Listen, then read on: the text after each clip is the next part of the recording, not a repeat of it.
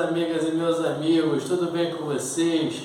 Eu sou Gustavo Eugênio do CGE Consultoria e Estudos Jurídicos e hoje, pessoal, eu estou aqui de volta dando continuidade a essa série de vídeos de aplicação das súmulas do TST no direito do trabalho.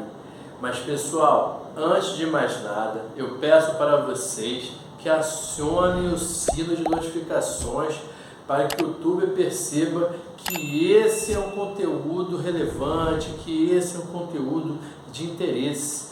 Peço também que vocês dêem um like nesse vídeo, que irá ajudar muito o nosso canal, e compartilhem esse vídeo para que outras pessoas também tenham acesso a essa oportunidade e que nós consigamos criar uma comunidade de conhecedores e aplicadores do processo do trabalho. Minhas amigas e meus amigos, hoje eu quero conversar com vocês não só sobre uma súmula, eu quero conversar com vocês hoje sobre duas súmulas, e esse vídeo é voltado para duas súmulas, porque o tema periculosidade e insalubridade são temas muito corriqueiros do nosso dia a dia da prática trabalhista.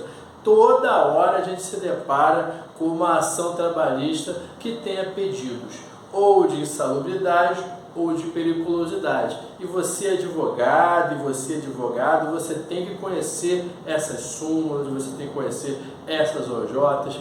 Temos algumas súmulas que falam de insalubridade e periculosidade.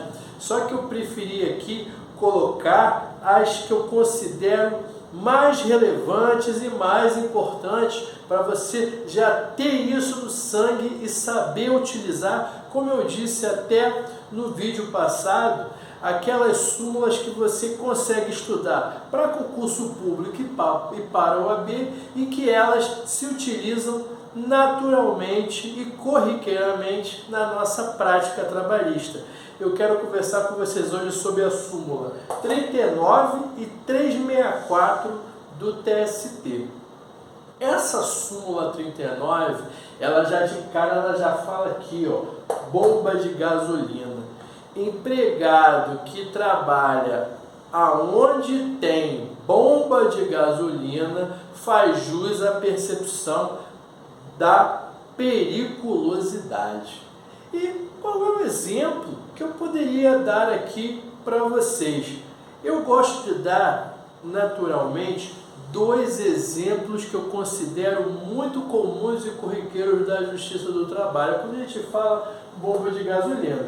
O primeiro, quando a gente fala de bomba de gasolina, pessoal, na minha concepção, eu entendo ser o mais óbvio. O frentista do posto de gasolina, ele trabalha lá atuando na bomba de gasolina, ali no posto de gasolina. Ali não tem como você dizer que o funcionário ele não trabalha com bomba de gasolina. E ele vai receber naturalmente o adicional de periculosidade. Um outro exemplo que eu posso dar para vocês, que de repente não está tão visível como frentista, são aqueles funcionários que atuam abastecendo aviões nos aeroportos. Imagine a situação que você está indo viajar lá, você vai para o aeroporto e fica vendo aqueles aviões subindo e aterrissando. Ali, naquele espaço, se você prestar atenção, tem carro passando, tem funcionários ali abastecendo os aviões. Esses funcionários eles estão abastecendo os aviões, eles também têm direito à periculosidade porque eles estão expostos a um agente nocivo inflamável, que é o combustível ali. Eles estão ali fornecendo, que dali pode explodir, gente, a qualquer momento. Então, aquele funcionário do aeroporto que está abastecendo o avião, ele tem direito à insalubridade. Aquelas pessoas que trabalham um funcionário que ele não está abastecendo, mas ele está sempre ali, atuando do lado ali, ele também vai ter direito à periculosidade. São dois exemplos, um exemplo mais comum, mais corriqueiro, e um exemplo que nem sempre a gente percebe, mas só para você notar ali como é que nós facilmente encontramos exemplos de percepção de adicional de insalubridade. Nesse vídeo eu quis também colocar a súmula 364 do TST, que eu achei muito relevante, porque não adiantaria aqui eu fazer 5 vídeos falando de periculosidade, mais 5 vídeos, 10 vídeos falando de insalubridade. Não seria tão interessante assim. E foi como eu sempre falo para vocês, eu quero colocar aqui a prática, as súmulas que nós utilizamos e a forma mais didática e clara para eu passar para você uma coisa que você vai se utilizar. E essa súmula 364 do TST é a mesma coisa. Ela fala aqui da exposição do empregado, ela define o que é a exposição eventual, permanente e intermitente. Por que isso é importante? Você é advogada, você é advogado, quando você atua no dia a dia, você vai perceber que existem várias teses e muitas vezes o advogado do reclamante ou do reclamado, ele vai se utilizar dessas nomenclaturas. Se eu sou um advogado da empresa, eu vou falar para vocês que a funcionária ou funcionário, eles não fazem jus ao adicional de periculosidade porque a exposição dele é eventual. E é isso que a súmula do TST, ela fala. Ela diz que o trabalho dele é eventual. O que é, por exemplo, vamos dar um exemplo aqui do pessoal do aeroporto. Eu gosto muito de utilizar esse exemplo do aeroporto. Primeiro foi como eu disse anteriormente, não é um exemplo que a gente veja toda hora, nem todo mundo tem a oportunidade de viajar, ou mesmo quando você está viajando ali no aeroporto, você está preocupado com outras coisas, você está preocupado com a sua viagem, e não olha o que está acontecendo ali por detrás de toda aquela indústria aérea. Por isso que eu acho interessante. Vou te dar um exemplo de um trabalho eventual. Uma pessoa trabalha, um funcionário trabalha, que seja no guichê de uma empresa aérea. Ela trabalha lá no guichê da empresa aérea. Ela não recebe periculosidade por isso. Quem recebe periculosidade é o funcionário da empresa aérea que trabalha lá na pista, lá abastecendo a aeronave. Aí, por algum motivo, essa pessoa do guichê, lá do balcão de atendimento, ou que vende passagem, que faz atendimento, por um motivo qualquer, ela precisou, naquele dia, descer e levar um documento lá para baixo, ou descer e solicitar uma informação. Ela está sempre trabalhando na parte interna do aeroporto, bem longe de bombas de gasolina, bem longe de material explosivo ou inflamável. Ela nunca se depara com isso. Ela desceu ali só para pegar uma informação que era necessária. Ou de repente ela teve que ir na aeronave, falar com o comandante, ou ela teve que ir numa outra localidade ali para entregar um documento, como eu disse. Ela só desceu ali, passou, resolveu o problema dela e voltou. Ainda que ela tenha levado 40 minutos, 1 hora para resolver esse problema. Ela foi ali e voltou. Sabe-se lá Deus quando ela vai voltar ali de novo. Até porque o trabalho dela não é esse.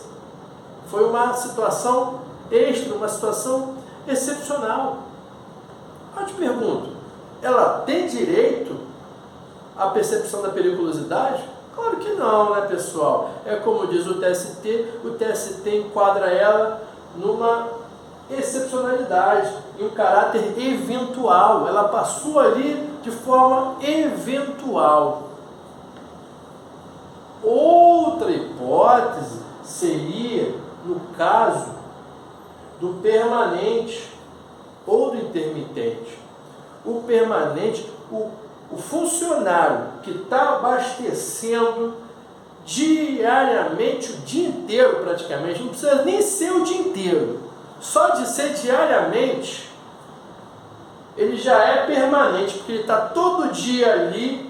Ele pode não estar nem abastecendo, mas ele tem que ficar ali, diferentemente da moça do guichê, da moça do balcão lá que está fazendo o atendimento, ou o rapaz do guichê ou do balcão de atendimento.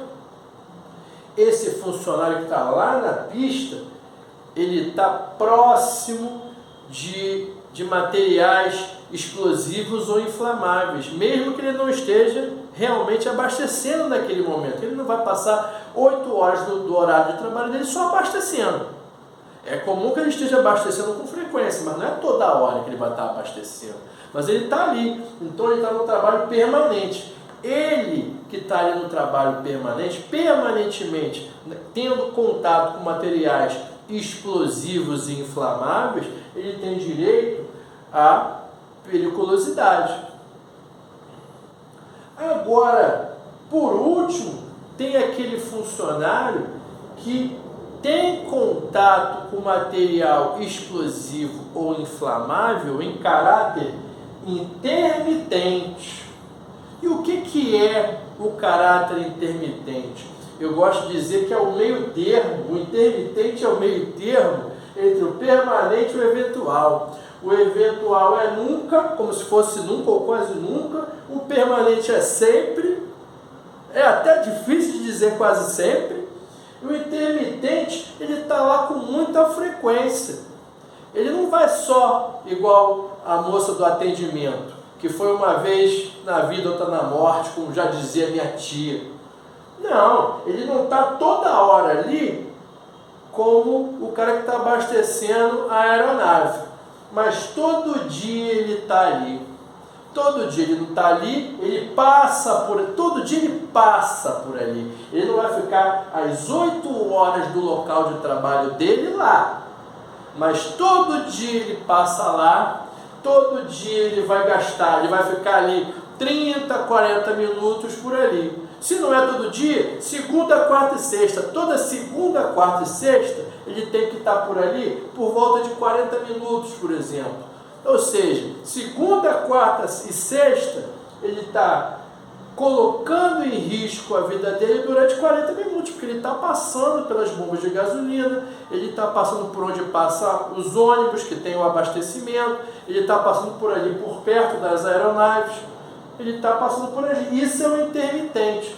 O intermitente não atua tão pouco como o eventual, mas não está toda hora como o permanente. Mas o intermitente também tem direito ao adicional de periculosidade. E é isso que nós precisamos saber. Porque, de certa forma, o permanente é muito óbvio, mas é no intermitente que você tem que estar atento. E o intermitente, ele tem direito à percepção da periculosidade. Por fim, pessoal, eu só quero comentar o seguinte: nessa mesma súmula 364 do item 2, ele abre a possibilidade da existência de um pagamento de um percentual inferior ao da CLT. Você sabe muito bem que na CLT a percepção da insalubridade gera um adicional de 30%.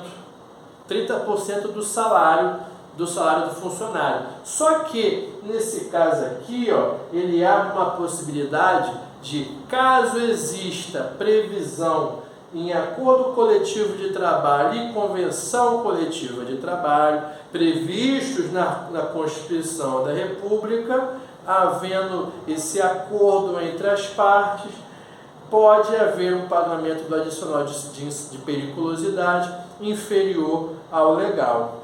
Tudo bem, pessoal? Eu espero que vocês tenham gostado desse tema, gostado desse vídeo. Peço para vocês que dêem um like, compartilhem esse vídeo e eu desejo a vocês um grande abraço e até a próxima.